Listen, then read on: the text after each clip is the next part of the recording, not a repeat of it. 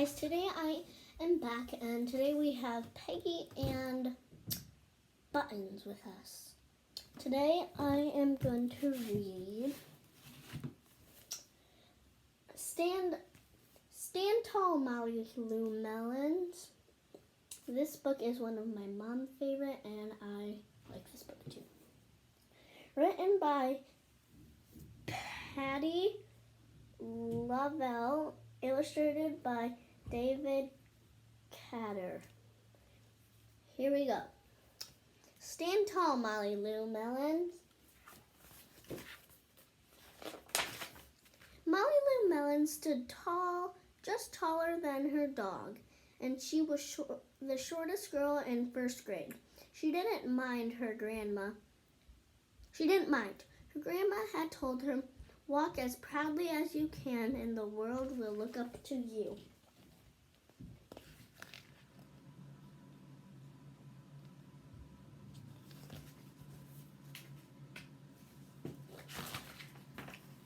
So she did. So this girl down here is her best friend, right? Here. So.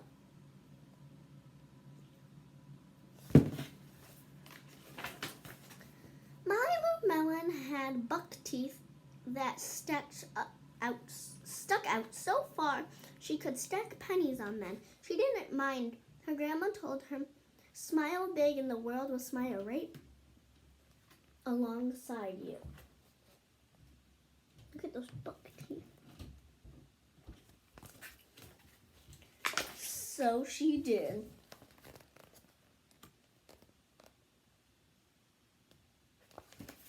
This book is a good one. Molly Lou Melon had a voice that sounded like a bullfrog being squeezed by a boa constrictor. She didn't mind. Her grandma had told her, "Sing out clear and strong and the world will cry tears of joy."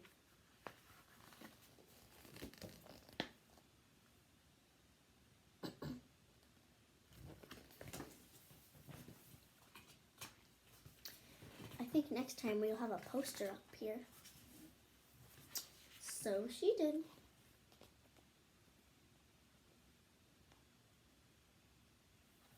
All the bugs are watching her sing, and the turtles. Neat. Molly Lou Melon was awful fumble fingers. She didn't mind. Her grandma had told her, "Believe in yourself and the world will believe in you too."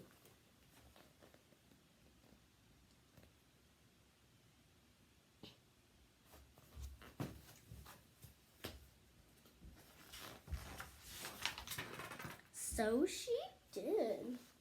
Oh, look. I held it wrong. There's her friend again. Looks like she has the fish, or not the fish, the dog, the fish, what's that?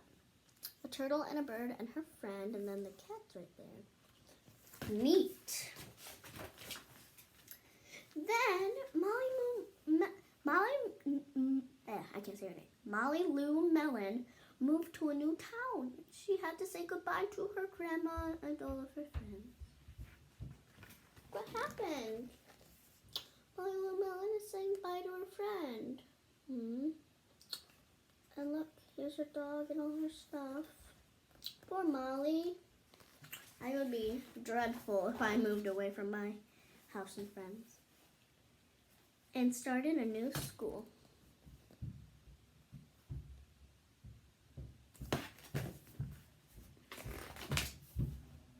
On the first day of school, Ronald Dirkman called her Shrimpy in gym class. When the game started, Molly Lou Melon caught the football and ran under the legs of Ronald Durkin and scored a touchdown. All the children thought, "Wow, she's good," and Ronald Durkin felt very foolish. Look at Ronald. Go Molly Lou!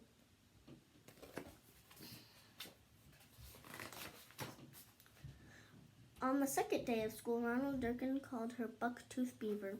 Molly Lou Melon took out her pennies, stacked 10 high on her teeth, and smiled as big as day. All the children smiled with glee, and Ronald Durkin felt very foolish.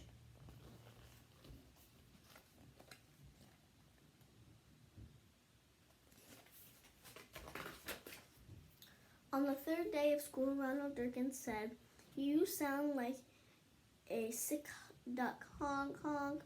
Molly Lou Melon sang out, "Quack," so clear and strong that it made Ronald Durkin somersault backward, hit his head, and have to go to the nurse. All the children cried with joy to be free of Ronald Durkin for the rest of the afternoon, and Ronald Durkin felt very foolish.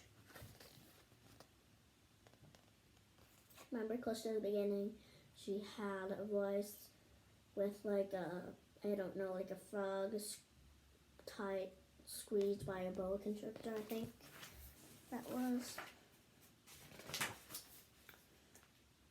On the fourth day of school, Ronald Durkin said she'd made the snowflake all wrong, but Molly Lou Melon opened up her paper and revealed the most beautiful snowflake of all. All the children oohed and awed, even Ronald. So Ronald Durkin is saying she did it all wrong. But look, is that better than just a little one? Yes. So Ronald Durkin was wrong, I guess. I think he's kind of like the bully in this story. This is teaching people a lesson, this book is. On the fifth day of school, Ronald Durkin brought Molly Lou Melon a stacking penny for her tooth and smiled at her.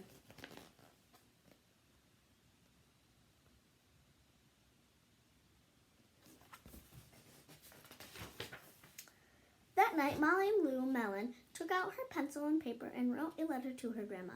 "Dear Grandma, I want to tell you that everything you told me was exactly right. Love, Molly Lou Melon." Thank you for listening to today's story, Stand Tall, Molly Lou Melon. We will be back with another book. And I think, let me see what one's next. Fly Guy and the Frankenstein. And the Frankenfly, excuse me. Thank you for listening to Stand Tall, Molly Lou Melon. Bye.